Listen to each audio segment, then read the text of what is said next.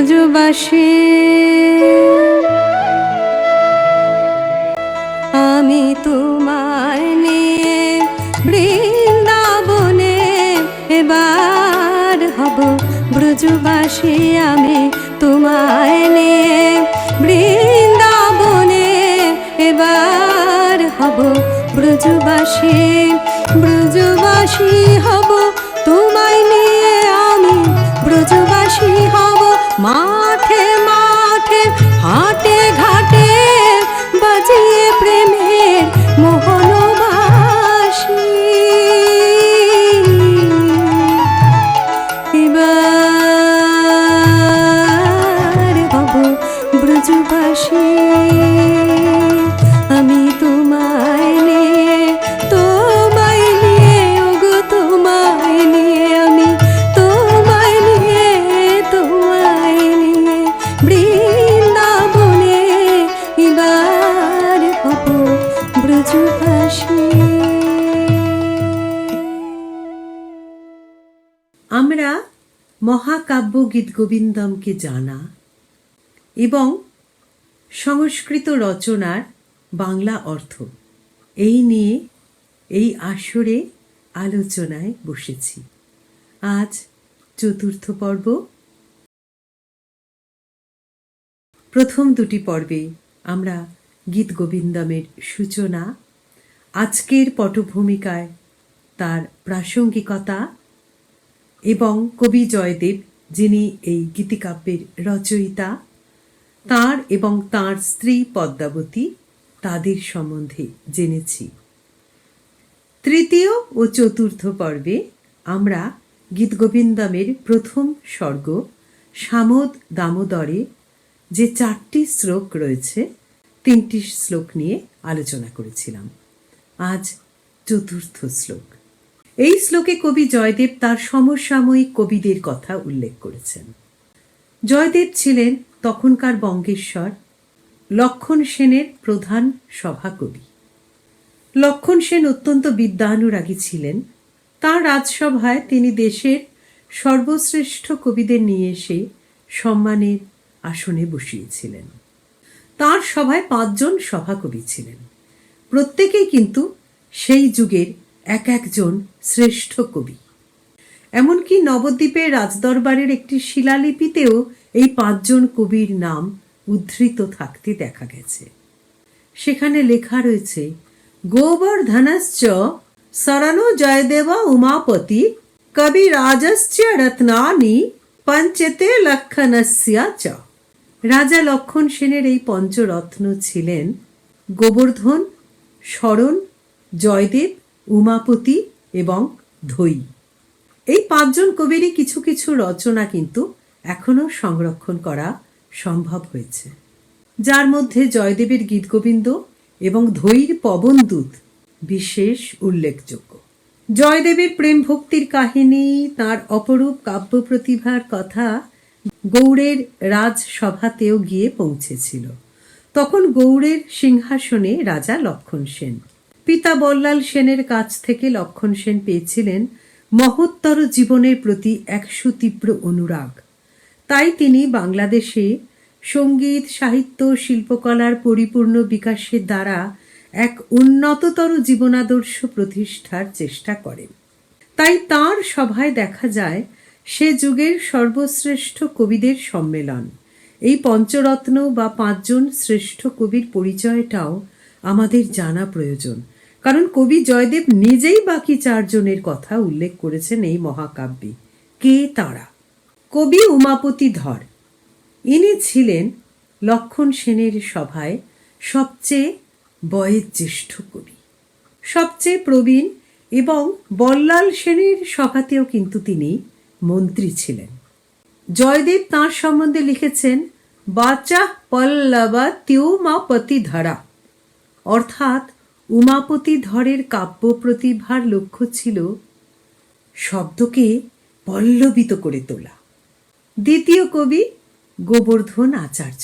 লক্ষণ সেনের রাজসভায় কবি হিসেবে যেমন জয়দেবের স্থান ছিল প্রধান, তেমনি তেজস্বিতা ও পাণ্ডিত্যে প্রধান স্থান ছিল এই গোবর্ধন আচার্য। তার নির্ভীকতার একটি গল্প পড়লে বোঝা যাবে তেজ, ন্যায়নিষ্ঠা ও সত্যবাদিতা কতটা শক্তিশালী হয়। আমার মনে হয় এই গল্পগুলিও কিন্তু আজকের জন্য খুব প্রাসঙ্গিক। সেকালে রীতি অনুযায়ী রাজা লক্ষণ সেনও ছিলেন বহু বল্লভ, অর্থাৎ তার অনেকজন মহিষী ছিল। তার মধ্যে একজন খুব প্রিয় এক মহিষী ছিলেন বল্লভা। এই বল্লভার ভাই ছিলেন কুমার দত্ত। এই কুমার দত্ত ছিলেন অত্যন্ত অত্যাচারী ও লম্পট। বহু বিধবা তরুণীকে তিনি অত্যাচার করলেও রাজমহিষীর ভাই বলে তার নামে কারুর অভিযোগ করার সাহস হতো না। রানী বল্লভাও ছিলেন ভাতৃস্নেহে অন্ধ এবং তার সব দোষ ত্রুটিকে তিনি ঢেকে রাখার চেষ্টা করতেন। একদিন কুমার দত্ত মাধবী নামে এক বণিক পত্নীর ওপর অত্যাচার করতে যায়, কিন্তু সফল হয় না, কারণ মাধবী নিজেকে ছাড়িয়ে নেয় এবং চিৎকার করে লোকজন ডেকে জড়ো করে। সেই চিৎকারে রাজপ্রহরীরাও এসে হাজির হয়, কিন্তু কুমার দত্তকে দেখেই কোনো অ্যাকশন ট্যাকশন না নিয়ে সরে পড়ে। কুমার দত্ত বীর দর্পে মাধবীকে শাসিয়ে টাসিয়ে ফিরে যায়। মাধবীও ছাড়ার পাত্রী নয়, সোজা গিয়ে রাজ দরবারে উপস্থিত হয়ে রাজার কাছে বিচার চায়। ওদিকে কুমার দত্ত গিয়ে রানী বল্লভা অর্থাৎ তাঁর দিদিকে সবকিছু জানিয়ে কমপ্লেন করলে রানী বল্লভা এসে রাজসভায় পর্দার আড়ালে দাঁড়ালেন। মাধবী রাজার কাছে কুমার দত্তের সমস্ত অত্যাচারের বর্ণনা দেওয়া মাত্র এই গোবর্ধন আচার্য একদম অগ্নিশর্মা হয়ে উঠলেন। এই সময় রানী বল্লভা পর্দা সরিয়ে সামনে বেরিয়ে এলেন এবং ওই মাধবীকে অত্যন্ত কদর্য ভাষায় কথা বলে তার চুলের মুঠি ধরে সর্বসমক্ষে তাকে টেনে ভেতরে নিয়ে যাওয়ার চেষ্টা করতে লাগলেন। গোবর্ধন আচার্য কি করলেন? তার হাতের দণ্ড তুলে রানীর পথ আগলে দাঁড়ালেন। রাজাকে বললেন, আপনি যদি এই মুহূর্তে এই পাপী কুমার দত্তের সঠিক শাস্তির বিধান না দেন, তাহলে আমি এই মুহূর্তে আপনাকেই অভিশাপ দিয়ে আপনার এই রাজসভা ত্যাগ করে চলে যাব। এ তো আপনার রাজসভা নয়, তাহলে তো পাপ সভা। এই পাপ সভা আমি ত্যাগ করব এক্ষুনি। রাজা কি করলেন? রাজা লক্ষণ সেন তক্ষুনি উঠে এসে এই ব্রাহ্মণের হাত ধরে তাকে শান্ত করলেন এবং কুমার দত্তের সঠিক শাস্তির বিধান দিলেন। কি বিধান দিলেন? কুমার দত্তের নির্বাসন দণ্ডের বিধান দিলেন। আমরা জানলাম গোবর্ধন আচার্যের তেজস্বী চরিত্রের কাহিনী। বাকি রইলেন কবি ধৈ ও স্মরণ। কালিদাসের অনুকরণে কবি ধৈর পবনদূত আজও সমাদৃত। আর তার আরেকটা গুণ ছিল, তিনি শ্রুতিধর, অর্থাৎ একবার যা কানে শুনবেন সেটাই তিনি তৎক্ষণাৎ লিখতে পারবেন। কিন্তু তাতে তো মৌলিকতা থাকে না। তার পবনদূত সমাদৃত বটে, কিন্তু তাতে যে কালিদাসের প্রভাব রয়েছে সেটাও তো আমরাই আলোচনা করছি। আর কবি স্মরণের বিশেষত্ব কি ছিল? তিনি খুব দুরূহ বিষয় নিয়েও খুব দ্রুত লিখে দিতে পারতেন, যদিও তাতে কাব্যের পরিপূর্ণ বিকাশ সম্ভব হতো না। আর গোবর্ধনের তেজস্বিতার কথা বলা হলেও তার লেখার কথা কিন্তু বলা হলো না। আচার্য গোবর্ধনের গুণ ছিল তিনি শৃঙ্গার রস নিয়ে খুব সুন্দর লিখতে পারতেন এবং কি করে অল্প কথায় প্রেম রসকে দূষিত না করে পরিমিত কথায় কাব্য লেখা, এটি তিনি জানতেন। তার ফলে তার রচনায় শব্দের ঝংকার বা লালিত্য আবার ততটা ফুটে উঠত না, কেননা তিনি তো পরিমিত কথায় লিখতেন। এইবার আসি গীতগোবিন্দমের প্রথম স্বর্গে জয়দেব কেন এই 5 জন কবিকে উল্লেখ করলেন। জয়দেব বলতে চাইলেন এই 5 জনের যে বৈশিষ্ট্য, এই 5 জনের যে 5 ধরনের গুণ, এই সবগুলিকে একত্র করেই কিন্তু তিনি গীতগোবিন্দম রচনা করলেন। অর্থাৎ কাব্যটি যাতে সম্পূর্ণ ও শুদ্ধ হয় সেদিকে তিনি মনোনিবেশ করলেন। তার এই কাব্য যেমন শৃঙ্গার রস প্রধান, তেমনি তিনি চেষ্টা করেছেন পরিমিত কথার মধ্যে দিয়ে বিশুদ্ধ প্রেম রসকে ফুটিয়ে তুলতে, এবং তার জন্য শব্দের মাধুর্য বা লালিত্যের যেন আবার হানি না ঘটে, আবার মৌলিকতাকেও ধরে রাখা যায়, এই সবকটি বিষয়ের প্রতি তার সচেতনতা ছিল তীব্র। জয়দেবের এই উক্তি কিন্তু কবি দম্ভ ছিল না। তিনি এখানে যে বাকি চারজন কবির কি কি তাদের ভুল এবং ঠিক, তাদের গুণ এবং সেই গুণটি রক্ষা করতে গিয়ে তাদের কোন দিকটি অবহেলিত হচ্ছে, এই যে সবটির বর্ণনা করে আমাদের বোঝালেন, এটি কিন্তু এটা বলবার জন্য নয় যে দেখো এদের থেকে আমি কত ভালো করে লিখেছি। তার কোনো কবি দম্ভ কিন্তু এখানে ছিল না, সেটা কিন্তু বুঝতে চেষ্টা করতে হবে। সৃষ্টির নিখুঁত পরিপূর্ণতার দিকে তার কতটা নিষ্ঠা ছিল, এই পারফেকশনের দিকটাই তিনি বলতে চেয়েছেন, এবং এগুলো আমাদেরও শেখা উচিত। গীত গোবিন্দমের প্রত্যেকটা শ্লোকে এত সুন্দর শব্দ ঝঙ্কার, মধুর শব্দ ঝঙ্কার, পরিমিত কথার মধ্যে এত ব্যঞ্জনা, এগুলোই তো গীত গোবিন্দমকে আজ সাহিত্য জগতে, সারা জগতের সাহিত্য জগতে দুর্লভ করে রেখেছে। আবার ফিরে যাই চতুর্থ শ্লোকে। এখন সব ঘটনাগুলি জেনে টেনে নিলাম কবিদের সম্বন্ধে, এখন কিন্তু আমাদের এই চতুর্থ শ্লোকটি আরো ভালো লাগবে, দেখে নি। বাচো পল্লব ত্যুমাপতি ধরো সন্দর্ভা শুদ্ধিং গিরাং জানিতে জয়দেব এব সারানা শ্লাঘ্য দুরুহা দ্রুতে। আমি এখানে আন্ডারলাইন করে দিয়েছি যাতে আমাদের এই কবিদের নামগুলি বুঝতে সুবিধা হয়। উমাপতি ধরো, উমাপতির নাম রয়েছে প্রথম পংক্তিতে, দ্বিতীয় পংক্তিতে জয়দেব এবং শরণের নাম রয়েছে। তৃতীয় পংক্তিটি দেখে নি, শৃঙ্গারোত্তর সৎ প্রমেয় রাচা নৈরাচারিয়া গোবর্ধন, এখানে গোবর্ধন নাম রয়েছে তার। স্পর্ধি কোহপি ন বিশ্রুতা শ্রুতিধর ধৈ কবি স্মাপতি, শেষ পংক্তিতে কবি ধৈর নাম রয়েছে। বাংলা অনুবাদে কবি উমাপতি ধর ভাষাকে করেছেন পল্লবিত, শরণ কবির আছে মহাসম্পদ, অনায়াসে দ্রুত রচনা করে চলেন দুরূহ সব পদ। আচার্য গোবর্ধন স্বল্পে কথার ফুলে গাঁথেন প্রেমের মন্দার মালা অনবদ্য। ধৈ কবি জন্ম থেকেই শ্রুতিধর, তারা প্রত্যেকেই আলো করে আছেন কাব্যের এক একটা দিক, কিন্তু সব দিক নিয়ে সম্পূর্ণ এই কাব্য রচনা করলেন কবি জয়দেব। এই বাংলা অনুবাদেও আমি কিন্তু উমাপতি, শরণ, গোবর্ধন, ধৈ এবং জয়দেবের নামের নিচে আন্ডারলাইন করে দিয়েছি। বাচা পল্লব ত্যুমাপতি ধর সন্দর্ভ শুদ্ধি গিরাং জানিতে জয়া দেব এব সারানা শ্লাঘ্যে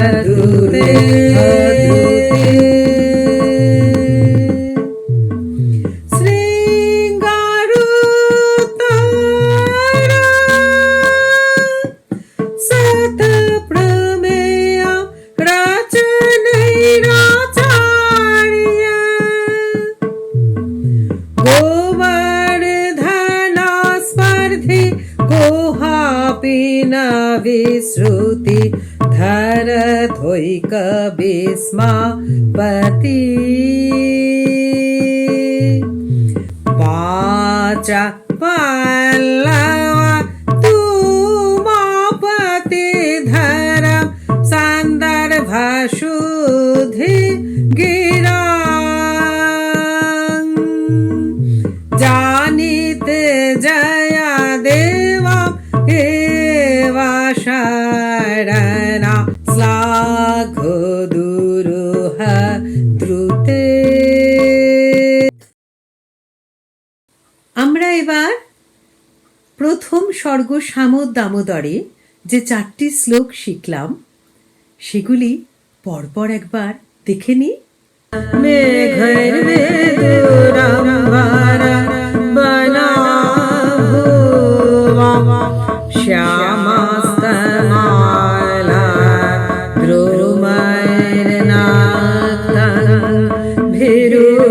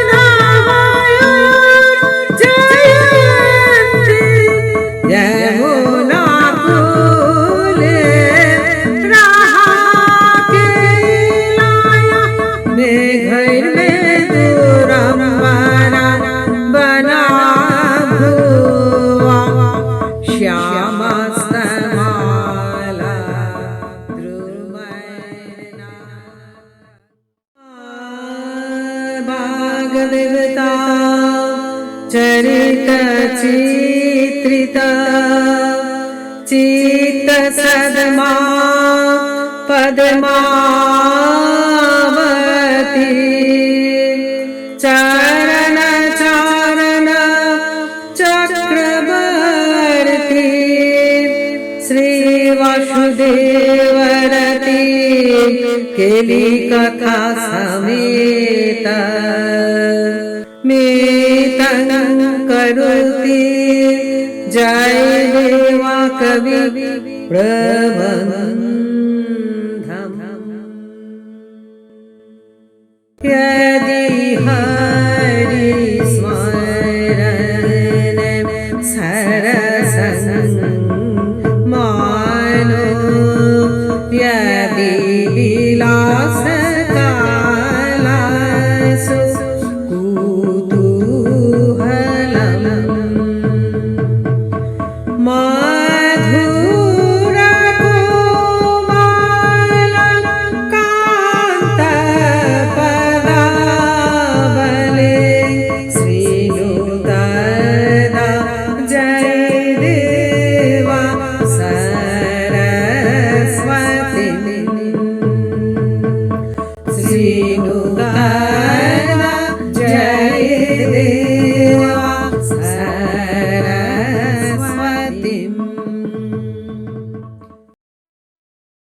वाचो पालवतु मापतिधरं सन्दर्भा शुद्धिगिरा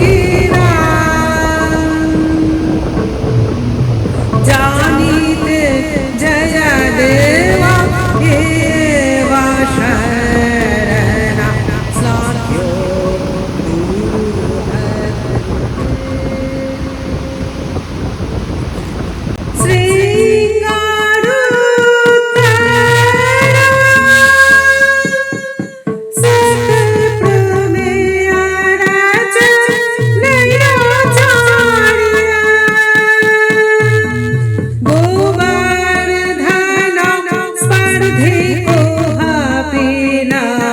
श्रुति धरो दैक विस्मापति वाचा पल्लवा त्युमापति धरा सन्दर्भ सुधिगिरा।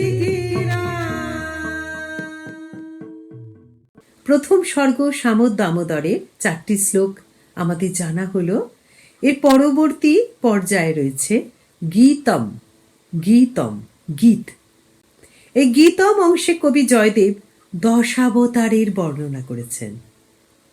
দশাবতারের নাম আমরা অনেকেই জানি, কিন্তু আমরা অনেকেই জানি না এই দশাবতার কি। কেউ হয়তো পুরোটা জানি, কেউ আধা আধা জানি, আর কেউ শুধু দশাবতার শব্দটুকুই জানি, তার বেশি কিছু জানি না। পরবর্তী 2টি পর্বে আমরা এই দশাবতার সম্বন্ধে জানব। কবি জয়দেব রচিত গীতগোবিন্দমে দশাবতারের যে রূপ রয়েছে সেটি জানব। এখানে এক একজন অবতার এক একটি রসের প্রতীক। শাস্ত্রে যে নবরসের উল্লেখ রয়েছে, কবি জয়দেবের রচনা অনুসারে এই এক একজন অবতার যেন ওই এক একটি রসের প্রতীক। এইভাবে কিন্তু কখনো আমরা দশাবতারের কথা ভাবি না। গীতম এই অংশের গানের সুরগুলির মধ্যে সাদৃশ্য রয়েছে, তাই একই ধরনের সবকটি সুর আমরা যখন গাইব আমরা খুব আনন্দ পাবো এবং অত্যন্ত উচ্চ মার্গের বিষয়। যত এগোবো তত জানব, আর যত জানব তত সমৃদ্ধ হব। ভালো থাকবেন সকলে। নমস্কার।